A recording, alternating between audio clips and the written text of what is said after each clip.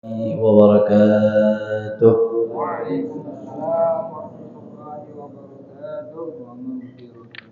الحمد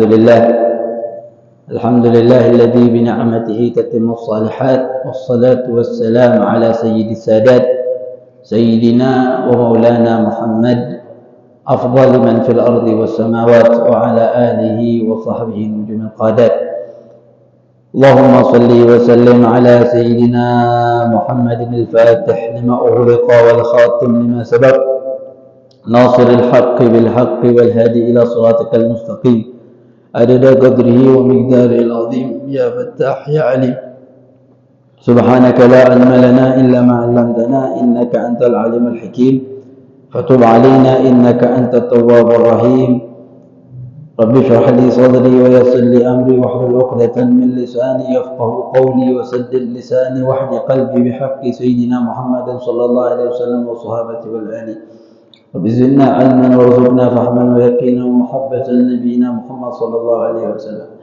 اللهم ارزقنا فهم النبيين وحفظ المرسلين وسرعة إلهام الملائكة المقربين. اللهم أغننا بالعلم وزينا بالحلم وأكرمنا بالتقوى وجملنا بالعافية يا أرحم الراحمين. وصلى الله على سيدنا محمد النبي الأمي وعلى آله وصحبه وبارك وسلم. الحمد لله رب العالمين. Hadirin rahimani wa rahimakumullah. Alhamdulillah atas nikmat yang Allah berikan kepada kita, nikmatul iman, nikmatul Islam, nikmat kita dijadikan umat Nabiuna Muhammad SAW.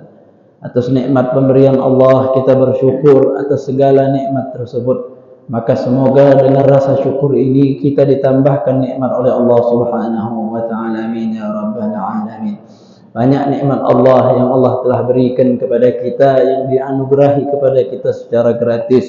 Di antaranya nikmatul iman, dan juga nikmat di situ Allah berikan dengan keimanan tersebut waktu untuk meluangkan waktu untuk kita menuntut ilmunya baginda Rasulullah sallallahu alaihi wasallam, yang mana keutamaan duduk di majlis ta'lim luar biasa, lebih afdal daripada salat 1000 rakaat, lebih utama daripada salat 1000 rakaat, lebih afdal daripada iyadatu 1000 marid, mengunjungi 1000 orang sakit, dan lebih afdal daripada mengantarkan 1000 jenazah. Alhamdulillah kita duduk di majlis ta'lim yang waktunya singkat namun pahalanya luar biasa banyaknya. Maka luar biasa tidaklah lupa kita salawat, selalu kita basahi kedua bibir kita, dan inilah yang dianjurkan agar kita dekat dengan baginda Nabiuna wa Maulana Muhammad sallallahu alaihi wasallam dengan memperbanyak salawat kepada baginda Rasulullah sallallahu alaihi wasallam, dengan harapan kita bisa dekat dengan Nabi Muhammad dan kita bisa mendapatkan syafaat Nabiuna Maulana Muhammad sallallahu alaihi wasallam. Amin ya rabbal alamin. Hadirin rahimani wa rahimakumullah, jamaah Masjid Baitur Rahman, jajaran pengurus dan yang lain sebagainya, terlebih khusus imam kita, imam besar kita Ustaz Jundi, semoga Allah Subhanahu wa taala berikan kesehatan kepadanya insyaallah. Amin ya rabbal alamin. Hadirin rahimani wa rahimakumullah, melanjutkan pelajaran kita daripada kitab Bidayatul Hidayah karya Al-Imam Abi Hamid Muhammad bin Muhammad Al-Ghazali At-Tusi, qaddasallahu sirrah wa nafa'ana bihi wa bi ulumihi fid dharain. Amin ya rabbal alamin. Masih di dalam pembahasan adabul wudu, adab daripada kita berwudu. Setelah kita menerangkan daripada berbagai macam doa-doa berwudu, masuklah kita di dalam pembahasan di dalam kalimat fa idza faraghta farfa' basaruka ila as-sama'. Setelah kita selesai daripada wudu, maka angkat wajah kita, angkat mata kita ke langit, angkat mata kita melihat langit. Walaupun ta'ama, walaupun kita tidak melihat, walaupun ada orang buta yang tidak melihat. Orang buta itu karimu aini. Dalam bahasa hadisnya, orang buta itu orang yang Allah muliakan. Daripada bola matanya Allah Subhanahu wa taala muliakan. Jadi seandainya setelah kita selesai wudu, kita jangan lupa angkat kita punya wajah, naikkan ke langit. Setelah kita angkat punya wajah, warfa' yadayka wastaqbil qiblah bi sadrik. Kita angkat juga kita punya tangan. Karena di dalam riwayat hadis Rasulullah itu di dalam doa wuduknya mengangkat tangannya beliau. Sampai di dalam riwayat hatta yadhhar bayad ibtah. Sampai terlihat putih ketiaknya baginda Rasulullah. Allahumma salli wa sallim alaihi. Jadi beliau itu mengangkat ke langit, wajahnya ditongakkan ke atas, tangannya juga, dan dada menghadap ke kiblat. Jadi menghadap ke kiblat. Itu doa. Kenapa kita mengangkat ke langit? Karena hawaijul ibad fi khazanah tahtal arsh. Karena keinginan-keinginan, hajat-hajatnya hamba Allah itu berada di dalam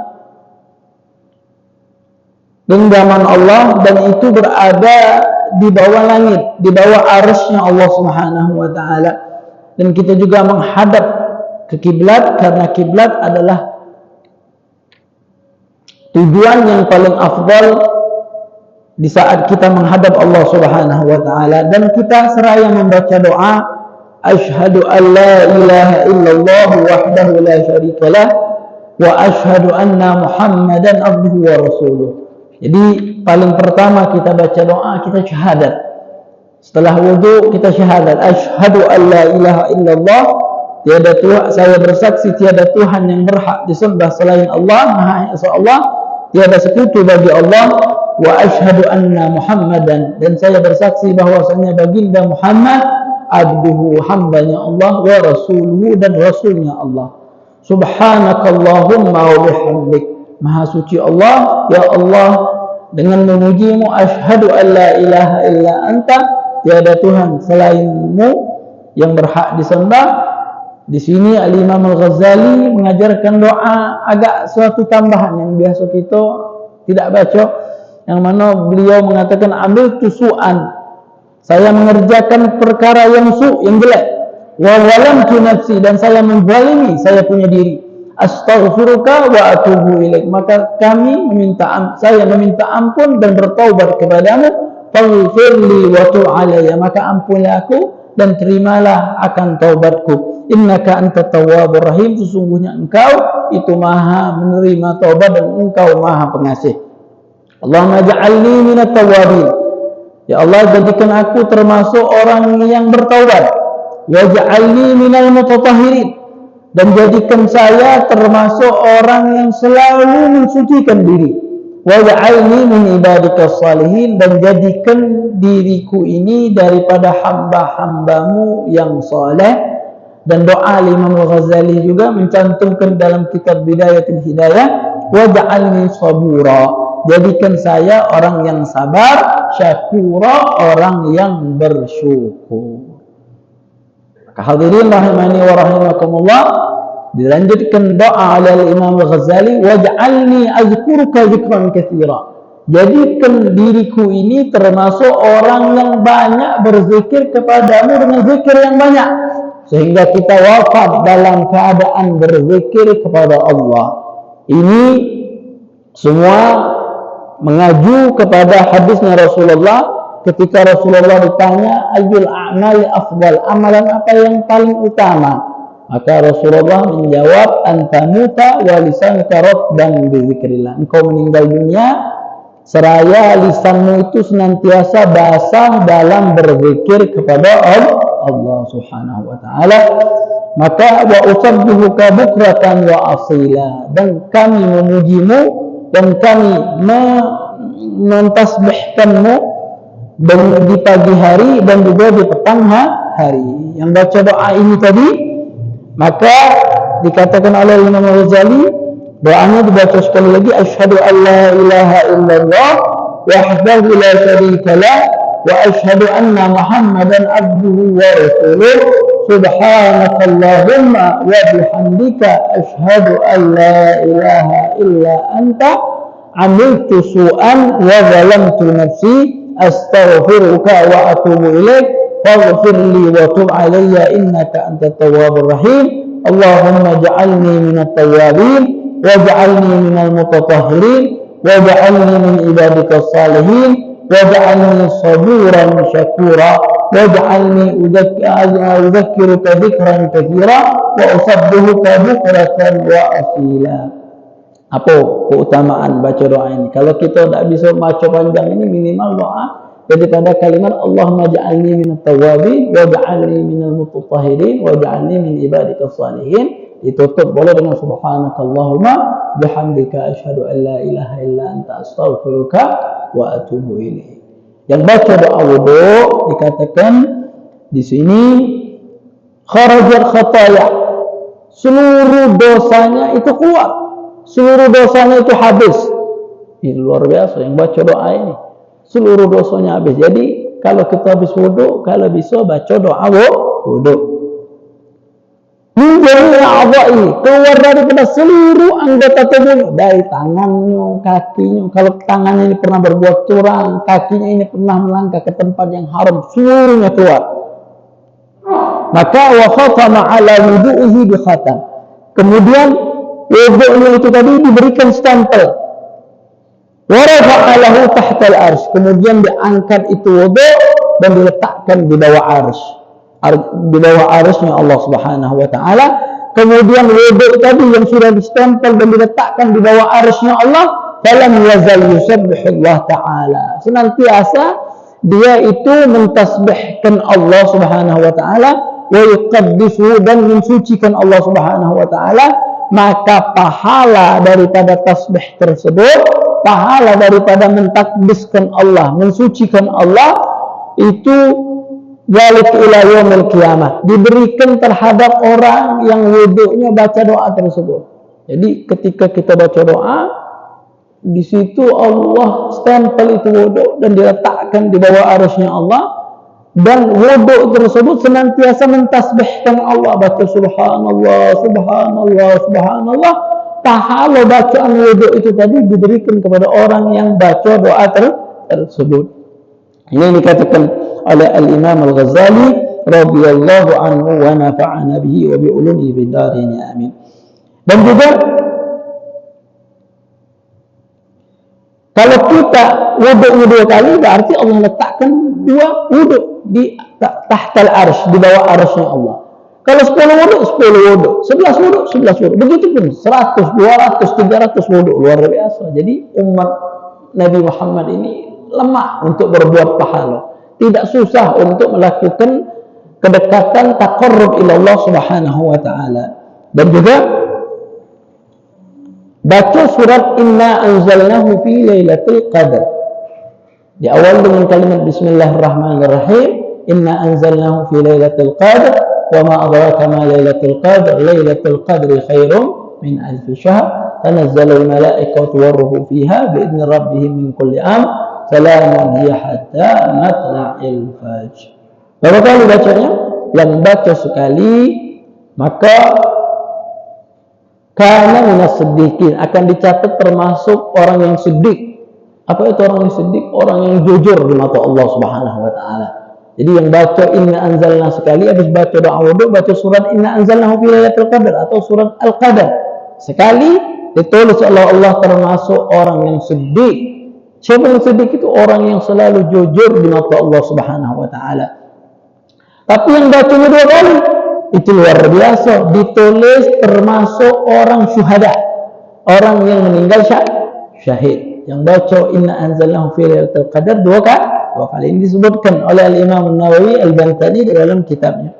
Wa man qara'a thalathan, yang bacanya 3 kali, hasyarahu Allahu mahsyaral anbiya, maka Allah akan di situ golongkan dia menjadi golongan para nabi. Ya, kapan itu? Di hari kiamat, di saat orang-orang itu bergolong-golongan. Ada yang golongan orang soleh, ada golongannya para nabi, ada golongannya para malaikat, ada golongannya orang fasik, ada golongannya orang kafir. Kita di golongan mana?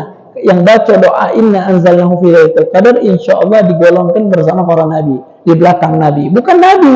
Terus kenapa? Dia baca Inna anzalnahu fi lailatul qadar 3 kali. Insyaallah mudah-mudahan kita berniat dengan kesempatan yang mulia ini, kita baca doa wudu, dan juga kita setelah wudu baca surat Inna anzalnahu fi lailatul qadar. Boleh sekali, boleh 2 kali, boleh 3 kali. Yang sekali digolongkan termasuk orang yang siddiq, yang 2 kali termasuk syuhada, yang 3 kali digolongkan bagaikan nabi kelak di yaumil qiyamah. Amin ya rabbal alamin. Mudah-mudahan bisa mengamalkannya insyaallah. Itu amalan yang dianjurkan untuk kita mengamalkannya. Hadirin rahimani wa rahimakumullah. Ini ada satu ucapan hadis qudsinya Allah. Hadis qudsi. Hadis qudsi itu bedanya dengan Al-Quran. Sebetulnya hadis qudsi sama Al-Quran itu sama-sama kalamullah. Sama-sama ucapan Allah. Sama-sama omongan Allah. Yang mana kalamullah kalamun qadimun la yumallu sama'uhu. Yaitu kalam yang qadim. Itu kalam Allah. Al-Quran itu kalamun qadimun. Tapi perbedaannya dengan hadis qudsi, kalau Al-Quran itu datangnya dari Allah maknanya dan datang juga kalimatnya dari Allah. Itu Al-Quran. Kalau hadis qudsi maknanya datang dari Allah, tapi kalimatnya datang dari baginda Rasulullah SAW. Itu perbedaan sedikit. Ada beberapa perbedaan lagi.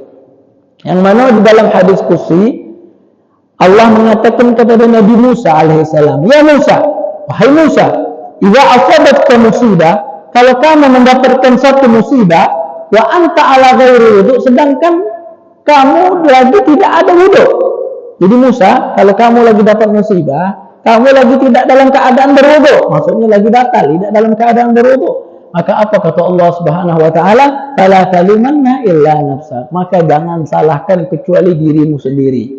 Jadi kalau kita dapat musibah, dapat masalah, padahal kita tidak lagi wuduk, sekarang batal wuduk kita, maka jangan salahkan kecuali diri kita sendiri. Itu keutamaannya. Kita aman daripada bahaya yang dalam keadaan kita berwuduk. Siapa yang menjaga dirinya dalam keadaan berwuduk, insya Allah aman daripada bahaya.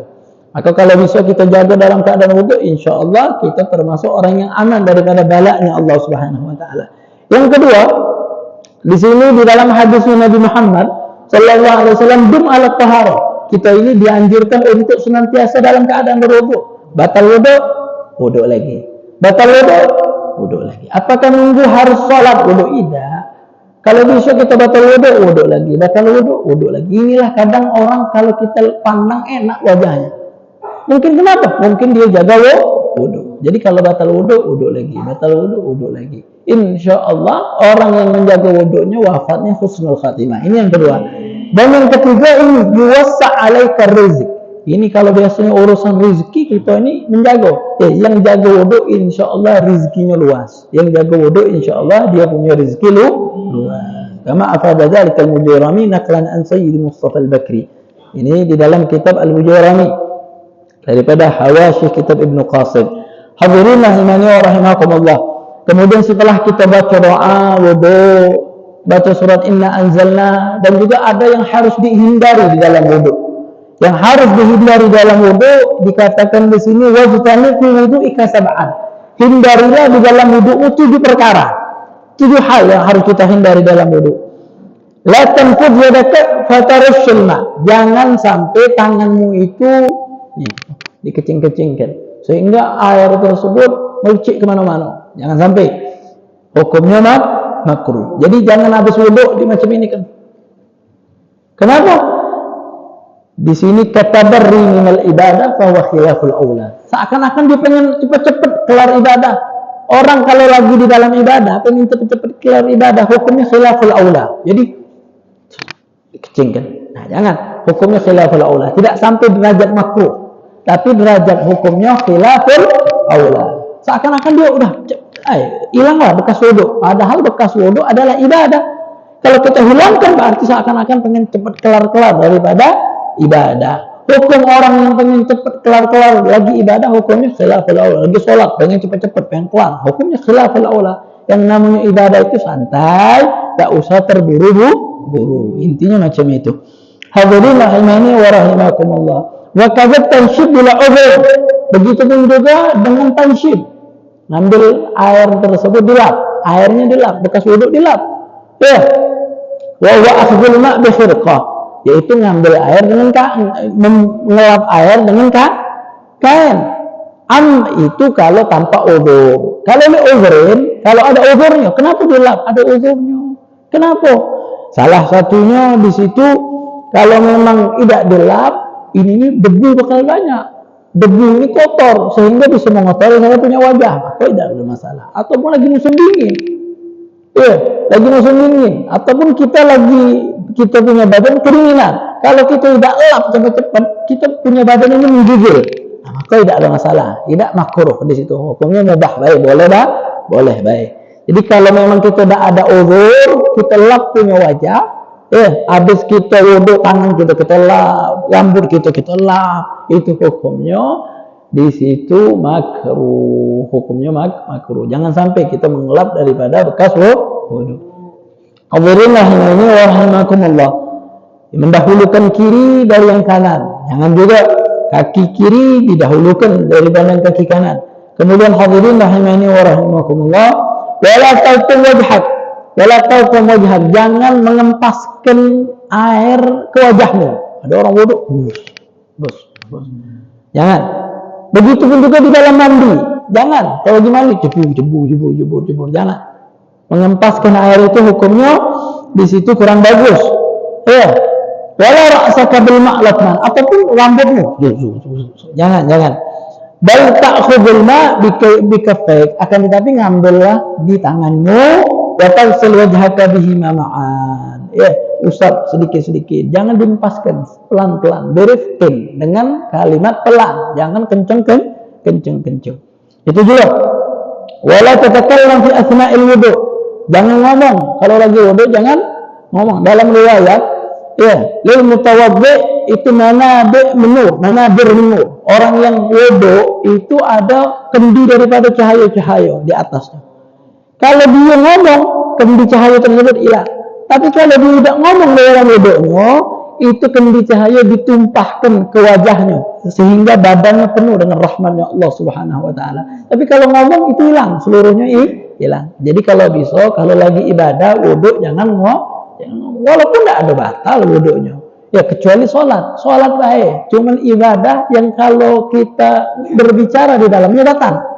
Yang lain tidak ada yang batal, tapi tidak afdal. Contoh orang tawaf, apakah kalau lagi tawaf wajib jaga mulut, tidak berbicara? Tidak boleh ngomong di dalam tawaf.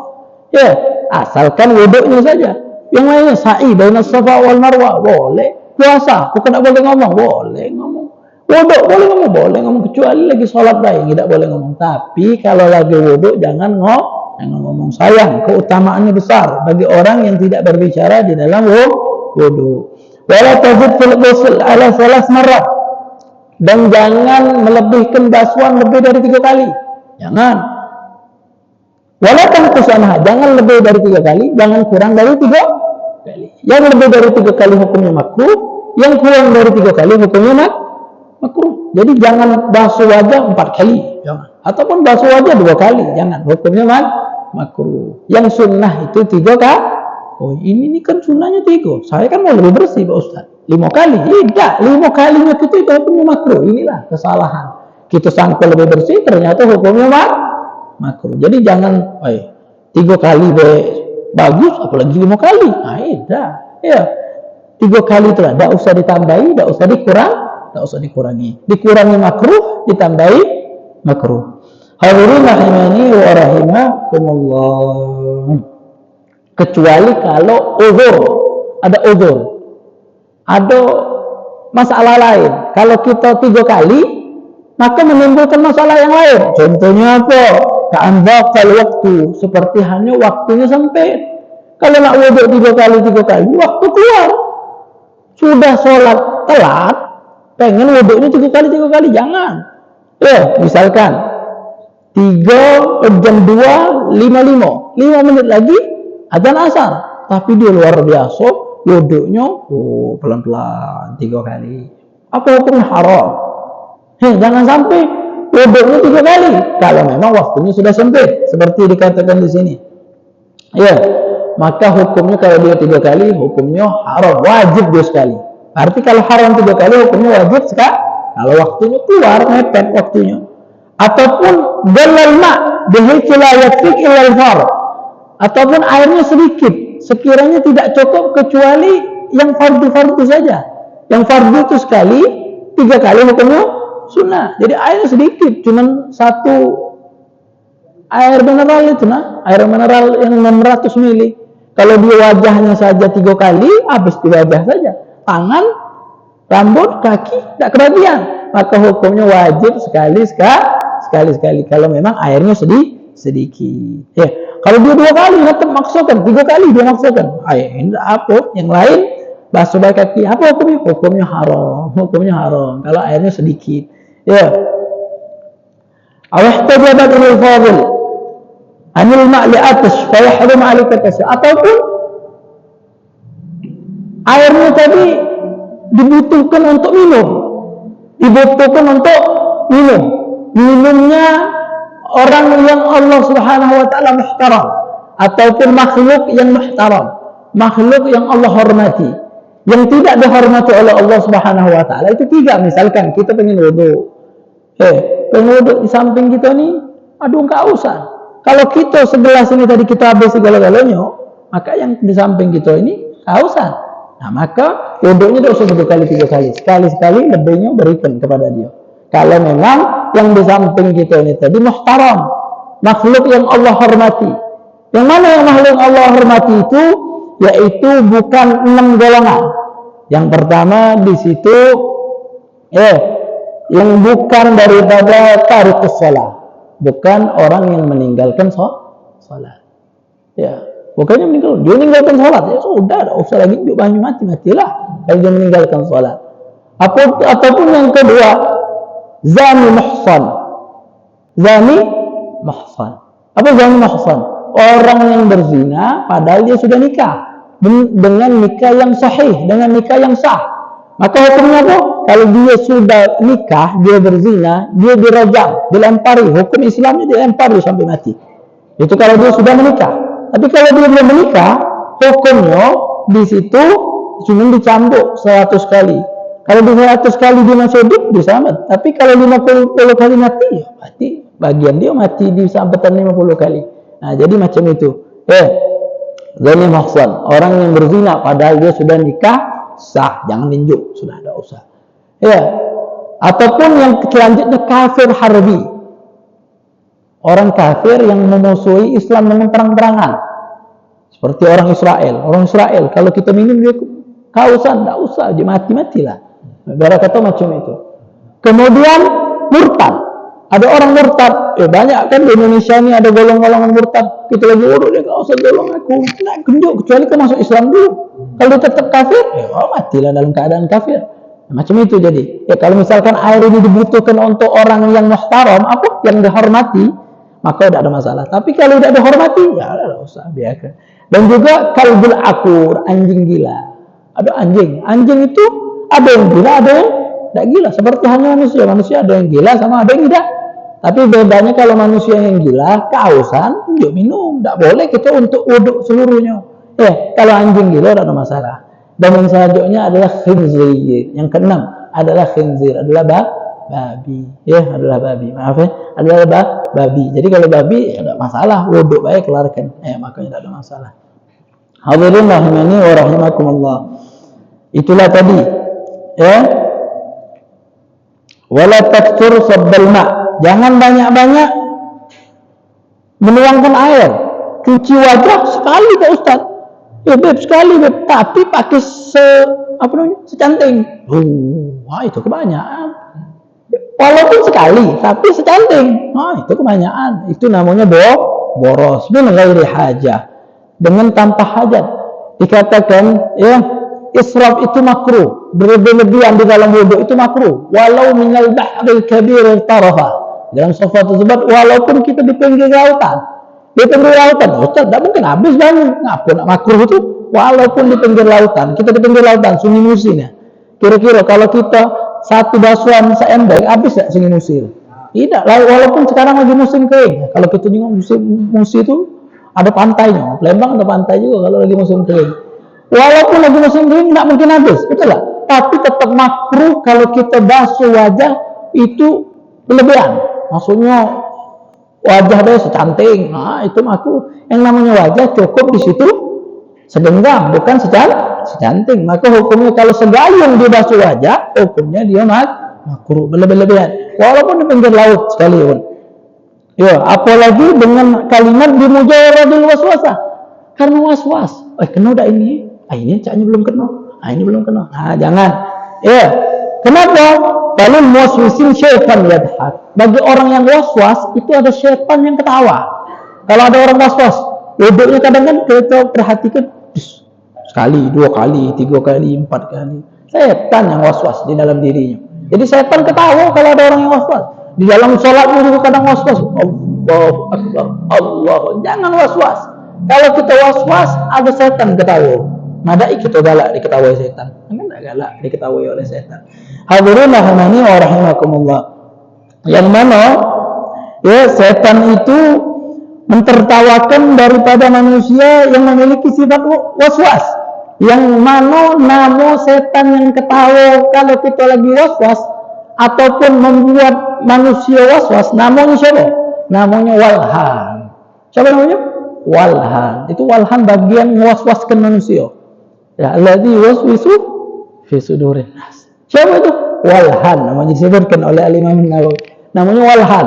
Suka ganggu-ganggu manusia namanya walhan. Berarti walhan ini kalau kita mengerti manusia. Dia ketawa ngekek padahal setan. Jadi hadirin rahimani wa rahimakumullah.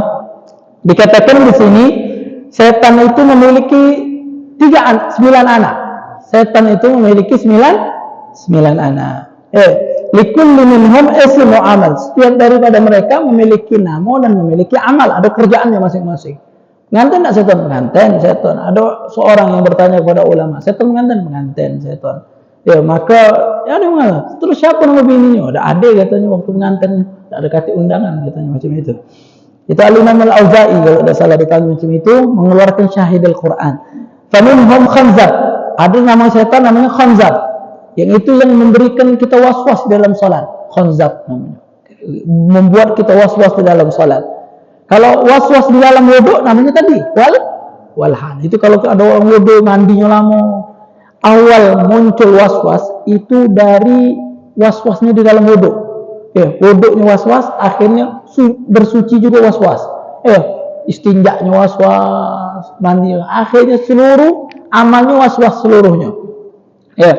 Yang namanya yang menyebabkan waswas di dalam sholat namanya khanzab. Kalau di dalam wudu, di dalam kesucian namanya walhan. Yang selanjutnya namanya zalnabur. Siapa zalnabur itu?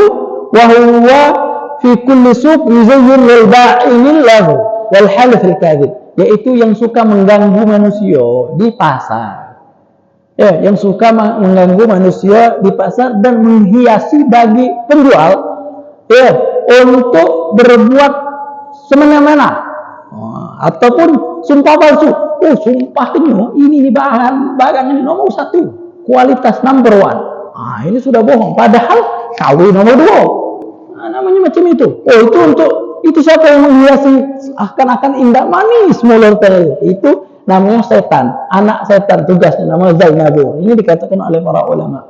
Wa madhus sil'a, memuji barang boleh, memuji barang, tetapi kalau memang kualitasnya bagus. Tapi kalau kualitasnya jelek, tidak usah dipuji-puji. Itu insya Allah membuat kita berkah kalau kita seadanya di dalam berkata. Wa tafifil kail wal mizan, main ketimbangan. Mungkin zaman sekarang tidak boleh gini main ketimbangan. Itulah timbangan apa namanya sekarang ini? Digital. Mungkin masih ada yang main ketimbangan digital. Masih ada mungkin kalau zaman dulu itu dacing ini itu ada yang ditempeli, besi berani, belakang macam-macam. Macam itu hukumnya haram. Fawailul lil mutaffifin. Fawailul lil mutaffifin. Allah laknat, Allah celaka. Ada riwayat fawail ism linnar. Nama bagi api neraka. Maka orang yang suka membuat timbangan berbeda, curang dalam timbangan, dapat neraka. Hadirin rahimani wa rahimakumullah. Ada lagi nama anak syaitan namanya A'war. Namanya A'war. Siapa itu A'war? Syaitan zina. Syaitan zina. Yang mana syaitan zina ini yang fi ikhlilur rajul wa ajdil mar'ah. Gawinnya cuma niup. Yang laki-laki ditiup ihlilnya, ihlil itu maaf, lubang kemaluan depan. Ihlil itu. ditiup-tiup. Kalau yang perempuan ditiup mana? Bagian belakangnya. Ajizul mar'ah, bokongnya perempuan ditiup. Seakan-akan indah saja. Nah, itu bagian daripada setan yang namanya awal. Anak setan nomor 4. Jadi nomor 4 namanya awal. Bagian menghiasi di dalam zina. Kalau laki-laki ditiup ihlilnya, lubang bagian depan saat buang itu, seakan-akan gatal saja. Itu tiupan setan. Nah, macam itu. Ini di dalam sini disebutkan. Kemudian yang khamis namanya wasnan. Apa tugas wasnan tersebut? Syaitan setan yang suruh manusia tidur. Apalagi kalau sudah akan tidurlah masih lama. 5 menit lagi masih lama. Ya, ajifan anil qiyam ila shalah. Kalau sudah salat ngantuk. Baik, nah itu namanya wasnan. Ya. Hadirin rahimani wa rahimakumullah. Dan ada lagi namanya syaitan namanya tabir. Yang itu syaitan musibah. Syaitan musibah. Apa namanya syaitan musibah? Yuzil minusiyah walakmul khudud wa nahwiyah. Di dalam perkara kematian itu dilarang untuk latmul hudud, ya, wasyaqqul juyub, ya, nampar-nampar. Kalau orang Arab jahiliyah itu, kalau ada yang meninggal ditambah-tambah, koyak-koyak ke mana, ya, bajunya dikoyak sampai terbuka auratnya, maka hukumnya haram. Maka hukumnya haram. Boleh nangis, tak ada masalah nangis, ya. Sayyidina Rasulullah dan nangis waktu ditinggalkan oleh putra beliau, Sayyidina Ibrahim. Putra beliau Sayyidina Ibrahim meninggal, nangis baginda Rasulullah. Nangis adalah hal yang lumrah. Tapi kalau diratapi sehingga ratapan tersebut membuat keadaannya sampai seakan-akan tidak ridho atas ketentuan Allah, padahal kan semua ketentuan Allah inna lillahi wa inna ilaihi rajiun. Nah, maka hukumnya di situ haram. Hadirin rahimani wa rahimakumullah. Ya, itu namanya syaitan. Ada lagi yang namanya syaitan, namanya Basim. Basim, bukan Qasim. Kalau Qasim anak Rasulullah, namanya Qasim. Abul Qasim, namanya Basim. Apa tugas Basim tersebut? Ism syaitan ta'am, nama syaitan makanan. Yang mana ya'kulu ma'al insan. Dia bakal makan dengan manusia. Basim tadi bakal makan dengan manusia. Wa yadkhulul manzil. Kalau manusia masuk rumah, dia ikut masuk rumah. Manusia masuk kamar, dia ikut masuk kamar. Manusia berhubungan suami istri, dia ikut juga hubungan suami istri. Makanya ada kalanya manusia itu anak setan. Bagaimana anak setan? Saat dia hubungan di situ, illam yusanni inda ta'ami wa dukhuli. Tidak baca bismillah lagi makan, tidak baca bismillah lagi masuk rumah, tidak baca bismillah lagi masuk kamar, tidak baca bismillah lagi di situ hubungan. Ya. Hubungan suami istri tidak masuk bismillah, makanya di situ setan pun ikut bermain, setan pun juga ikut makan. Jadi katakan namanya siapa tadi? Basim. Yo, melok tidur di kasur. Ya, wayanam alal firash. Melok dia tidur di kasur. Wayal siap. Dia juru pakaian kita. Kalau kita tidak menyebut nama Allah Subhanahu wa taala. Ada riwayat lain Basim tadi tugasnya bukan pas di makanan. Kalau kita makan, kalau kita makan itu pakai Bismillahirrahmanirrahim. Ya, kalau kita tidak pakai Bismillahirrahmanirrahim, maka setan ikutan makan. Di pondok tu budak main-main, cerita sedikit, nyimpang sedikit. Dia makan tak Bismillah. Makan tak Bismillah. Pas minum Bismillah. Ngapa Bismillah? Biar setan keselak katanya. Macam itu. Hadirin rahimani wa rahimakumullah. Ya. Ada yang mengatakan Basim tadi tugasnya itharatul khisam baina zawjain, yufarriq bainahuma. Tugasnya itu bumbu-bumbu, ngebumbui antara laki sama bini dia bercerai. Itu tugasnya. Ribut masalah kecil, udah besar kan.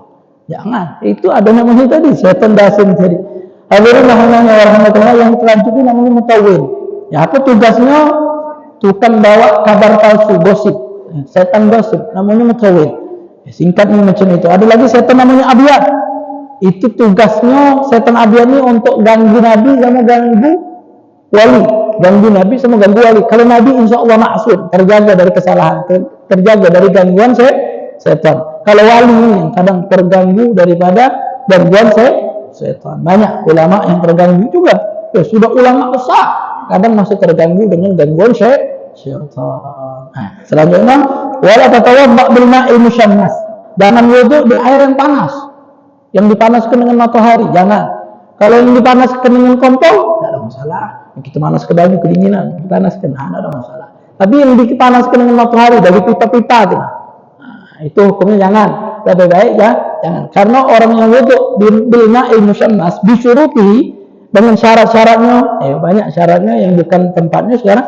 Ya kalau kita wudhu di air yang kena dengan panas itu hukumnya makruh, bisa menyebabkan kulit ini putih itu, nah, baros namanya, kulit putih. Nah itu jangan. Apa namanya, kulit belang. Nah itu jangan. Jangan wudhu di air yang ini.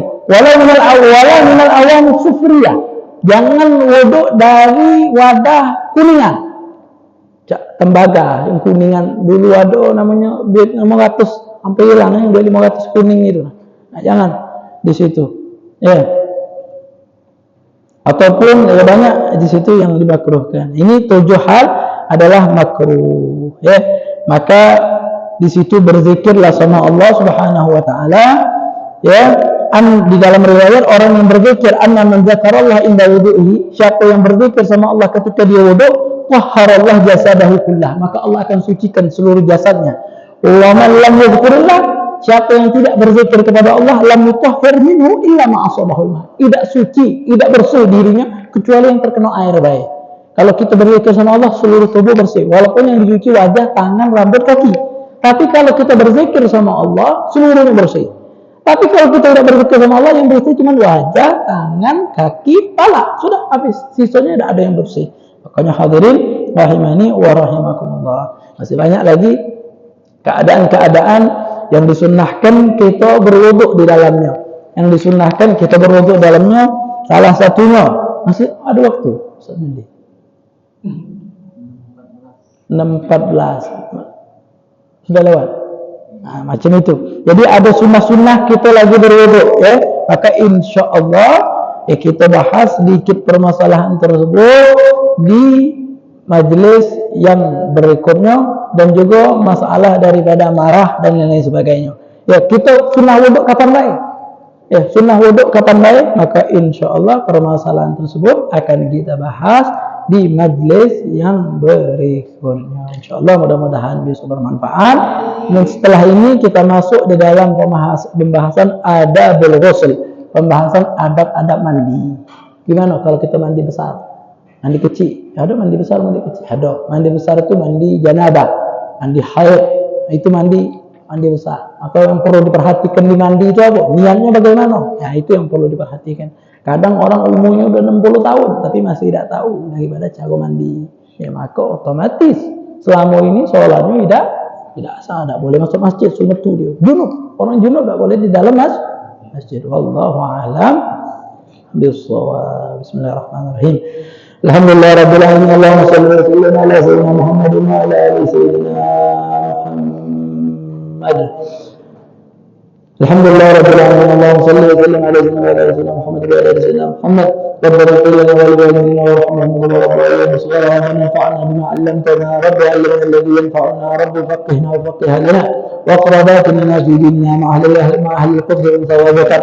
رب وفقنا وفقهم لما ترتضي قولا وفعلا كرما وارزق الكل حلالا دائما واخلا اتقياء لنا نحظى بالخير ونكفى كل شر. ربنا اصلح لنا كل شؤون واجرى بردا منك العيون. رب ان تاتينا رسل منهم واغفر واستر انت اكرم من ستر. وصلاه الله عيش المصطفى من الى الحق دعانا والوفاء بكتاب فيه للناس شفاء. وعلى الال الكرام الشرفاء وعلى الصحب وصالح البرار.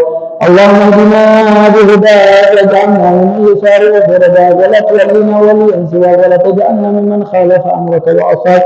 فحسبنا الله ونعم الوكيل ولا حول ولا قوة إلا بالله العلي العظيم. وصلى الله على سيدنا محمد النبي وعلى آله وصحبه وسلم والحمد لله رب العالمين. تقبل الله منكم منا ومنكم.